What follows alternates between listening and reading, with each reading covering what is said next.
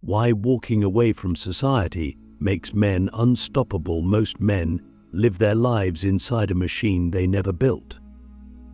They wake up to alarms they didn't set, chase dreams that aren't theirs, and speak with voices they unconsciously borrowed from everyone around them.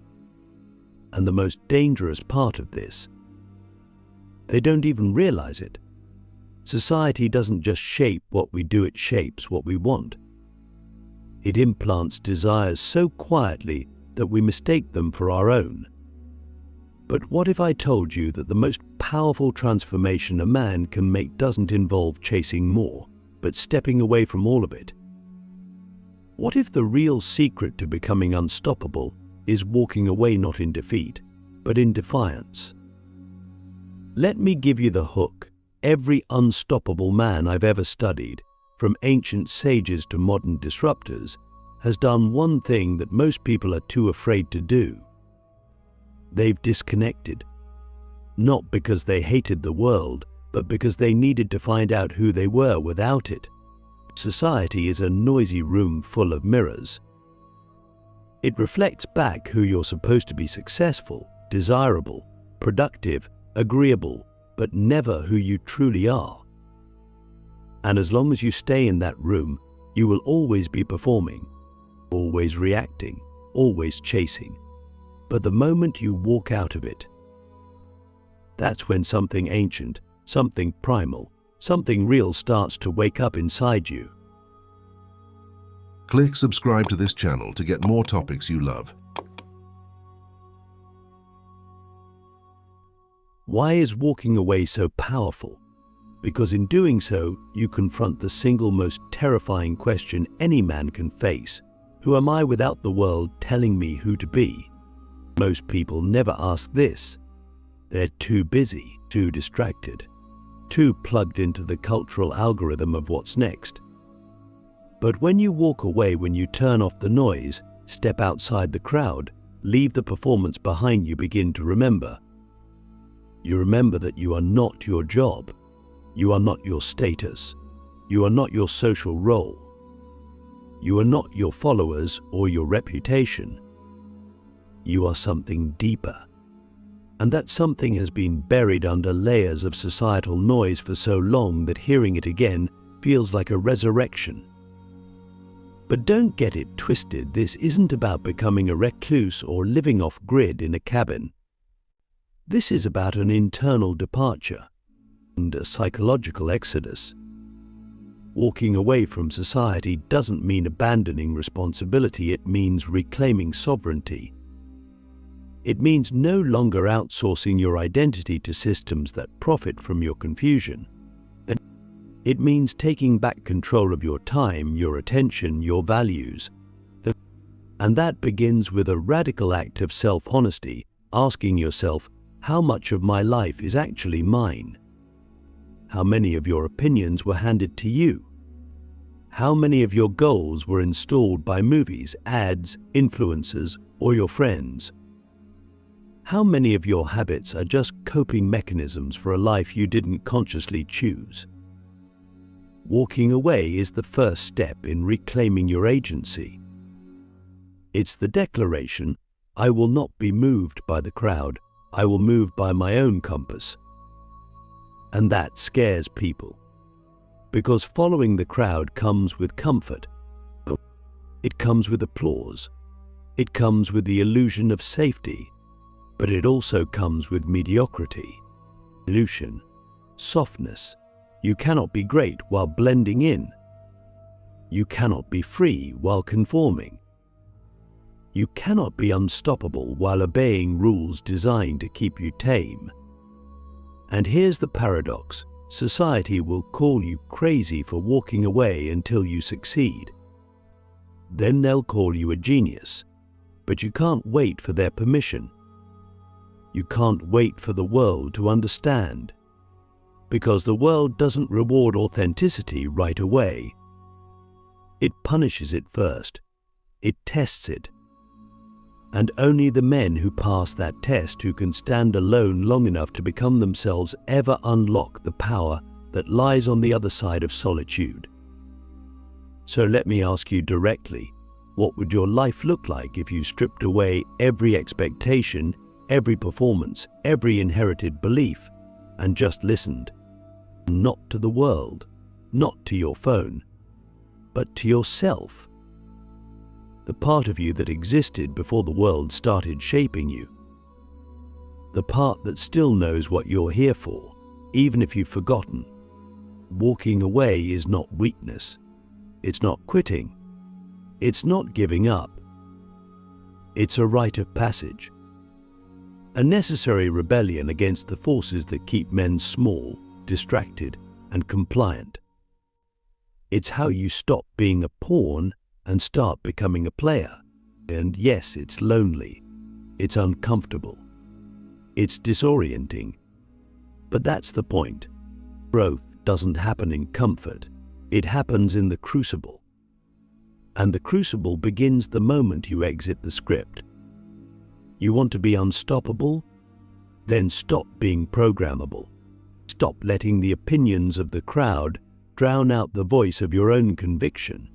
Stop living like a second-hand version of yourself. Walk away not to escape the world, but to face yourself. Because once you've done that, once you've met the man you were meant to be, you can walk back into the world and move through it like a storm. Unshaken, unbought, unstoppable. The exodus of the mind, why leaving the crowd rebuilds the man. Walking away from society doesn't mean disappearing. It means disengaging from the unconscious agreement to live like everyone else. This is not about vanishing into the forest, though some do. It is about breaking the trance. Because society is a trance, a loop, a repetition of the same values, the same fears, the same measurements of success recycled again and again until you forget you ever had your own. But when you walk away, and I mean truly walk away, not just physically, but mentally, you begin to see it for what it is, not a structure for life, but a program for obedience. And the moment you unplug, the moment you pierce that illusion, you don't just see the world differently. You see yourself differently, and that changes everything.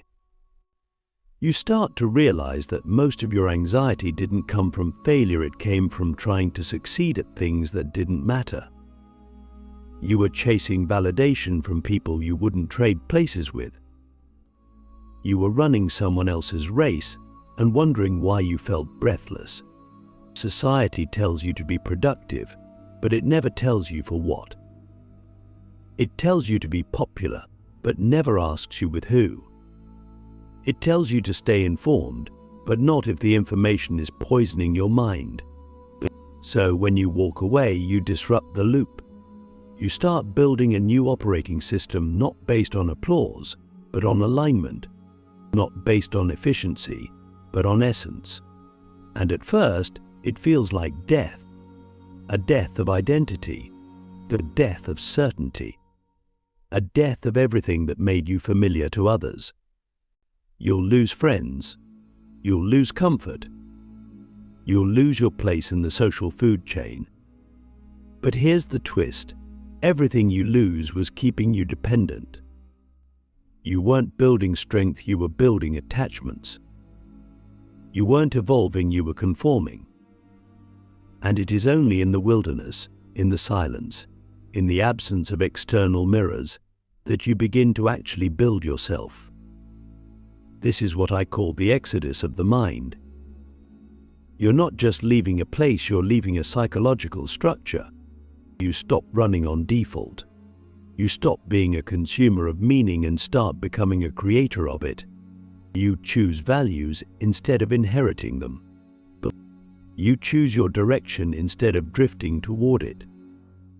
You begin to ask deeper questions, not because you're lost, but because you finally stopped pretending to be found. Ask yourself, what if everything you thought you needed was just a distraction from what you truly desired? What if the job, the relationship, the lifestyle, the whole identity was built on a fear of being alone with yourself? And what if the only way to finally become whole was to let it all burn, to stand in the ashes and build something from zero, not from fear, not from pressure, not from comparison, but from truth. This is why men who walk away become unstoppable, because they have nothing left to protect. They've already been misunderstood, already been doubted, already been alone. And in that solitude, they found something no crowd can give you: clarity. Clarity about who they are, what they value, and what they're willing to live and die for. That kind of clarity can't be bought. It can't be taught. It can only be earned through distance, through disconnection, through the journey inward.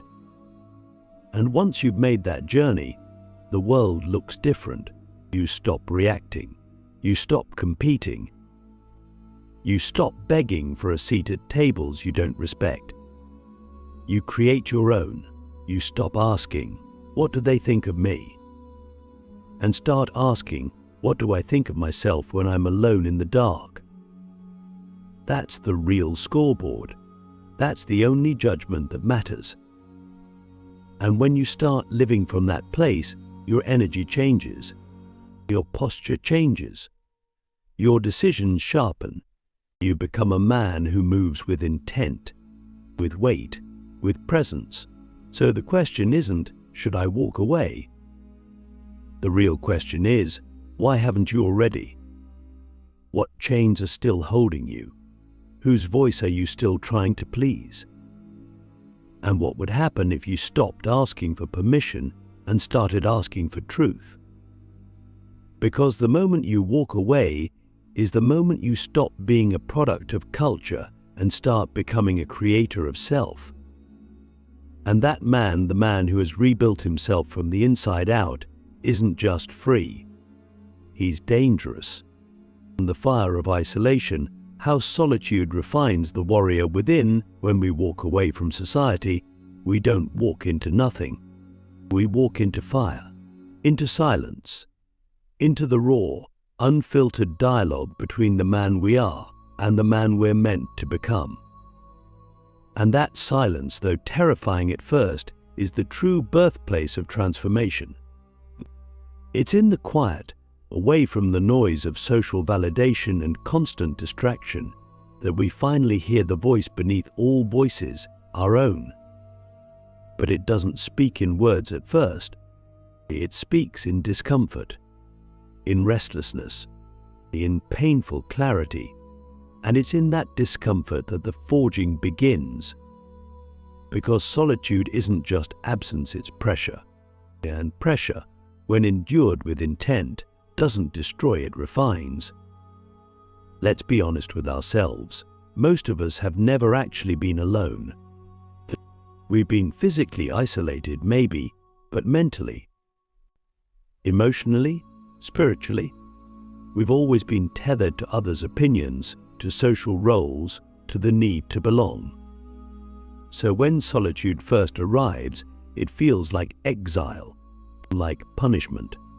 But solitude is not punishment, it's purification. It strips you down to the bone. It takes every illusion you wore like armor, status, charm, identity, and tears it off. You're left bare, vulnerable. And that's the point. Because only when you're stripped of what you're not can you begin to remember what you are. In that raw state, you learn things about yourself that no book, no mentor, no podcast could ever teach. You begin to notice how often your fears have disguised themselves as logic. How many of your decisions were made not from truth, but from fear of rejection. How often you've silenced your deeper instincts just to keep the peace. Solitude doesn't let you hide from those truths. It forces you to sit with them until they lose their power. It forces you to fight battles within battles you didn't even know existed. And slowly, painfully, something begins to change. You stop fleeing. You stop distracting. You stop numbing. You start listening. And in that listening, clarity begins to emerge. But clarity isn't comfortable. It's not soft or poetic, it's brutal. It tells you where you've been weak, where you've betrayed your own values, where you've settled. But it also tells you where your power is, your raw, untamed potential. And once you've really seen it, you can't go back. You're not the same. You've tasted something society can't give you, self-respect. Not the kind you get from compliments or applause, but the kind you earn by facing your own shadows and refusing to flinch. And here's where the warrior is born. Not in the gym, not in business, not in the spotlight, but in the dark. In the moments when no one is watching and you choose discipline over distraction. When you choose solitude over superficial connection. When you choose inner alignment over outward success. That's what makes a man dangerous, not just that he's strong, but that he's centered. That he's no longer moved by the same forces that move everyone else. He doesn't need to be liked. He doesn't need to be seen. He doesn't need to win every argument. He's already won the only battle that matters, the one with himself. Now, imagine what happens when that man returns to society. Not to blend in, but to build. Not to follow, but to lead. Society doesn't know what to do with a man like that. He can't be manipulated. He can't be bought. He doesn't need the usual carrots they dangle in front of lesser men's: status, approval, luxury. He moves according to inner law, and because of that he becomes a mirror. His presence exposes the shallowness in others. That his focus disrupts their distraction. His silence makes their noise unbearable, and deep down they respect him for it. Because every man secretly wants to be free, he's just afraid of what freedom demands. So ask yourself, when was the last time you were truly alone, not just without people, but without distraction? How long have you gone without reaching for a screen, a voice, a substance to escape your own presence? What would it look like to enter the fire of isolation not as a victim, but as a warrior in training? Because in that fire, you don't just find peace, you find power. And when that power is rooted not in performance but in presence, you become the kind of man the world can't ignore, even if it never understands you. The return of the sovereign, why the man who leaves becomes the one who leads. When a man walks away from society, endures the silence, faces his inner chaos, and emerges forged by solitude, something irreversible happens. He doesn't return as a follower. He returns as a sovereign, not a tyrant, not a guru, but a man who has reclaimed his own authority not over others, but over himself. And that's what makes him dangerous. Not because he seeks control, but because he no longer needs it. He doesn't need to dominate to feel powerful. He doesn't need to be worshipped to feel valuable. He knows what most men are still searching for, that everything you were looking for out there was waiting for you in here the whole time. This is why walking away makes a man unstoppable. Because once you've stopped outsourcing your identity, you become the author of it. You write your own laws. You define your own metrics, and you build your life around your own code. So, that code becomes the compass for everything: how you train, how you work, how you love, how you speak, how you face adversity. Most men borrow their code from culture. But you don't. You designed yours in the fire. And that changes how you show up in the world. You walk differently. You speak with more weight. Not because you're trying to impress anyone, but because you're no longer afraid of being misunderstood. You've already been through the silence. You've already accepted your own darkness. You've already earned your self-respect the hard way by standing alone. So when the world tries to pull you back into performance, into conflict, into conformity, you smile. Not with arrogance, but with understanding. Because you know why they're still caught in it. You've been there, you've outgrown it. And here's the paradox. The man who walks away becomes the man others follow. Not because he seeks followers, but because people can feel when someone is whole, when someone moves without fear, when someone has nothing to prove and everything to give. The sovereign man doesn't need a stage, but when he speaks, people listen. He doesn't seek influence, but he becomes influential because his life is a living contradiction to everything society teaches. He is proof that freedom is possible, that depth still exists, that strength and compassion can coexist, and that purpose is more powerful than applause. But that leadership comes with a burden. Because once you've seen the truth, you can't pretend you haven't. You can't go back to small talk, fake smiles, and shallow goals. You can't tolerate environments that suffocate your spirit. You can't play games that no longer matter. You'll lose people. You'll lose comfort. You'll lose the illusion of belonging. But what you gain is worth infinitely more. You gain integrity. You gain clarity. You gain peace. Not the peace of everything going right, but the peace of knowing you are doing what is right, even if it costs you everything. So here's the final question. What would your life look like if you stopped living as a reaction and started living as a declaration? What would happen if you stopped negotiating with fear, stopped editing yourself for approval, and just stood still in your truth, in your silence, in your power? Would it be uncomfortable? Absolutely. Would it be lonely? At times. But would it be worth it? More than anything else you've ever chased? Because at the end of your life, no one else will carry your regrets. No one else will answer for the dreams you buried. No one else will stand in your place. So you must ask yourself now, before it's too late, am I building a life that is truly mine, or one that was handed to me, piece by piece, by people who never knew my soul?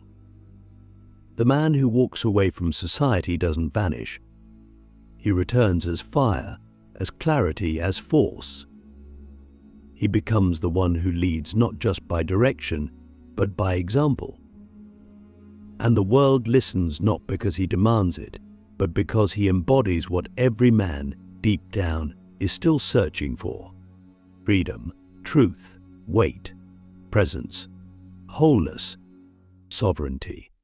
And that is unstoppable.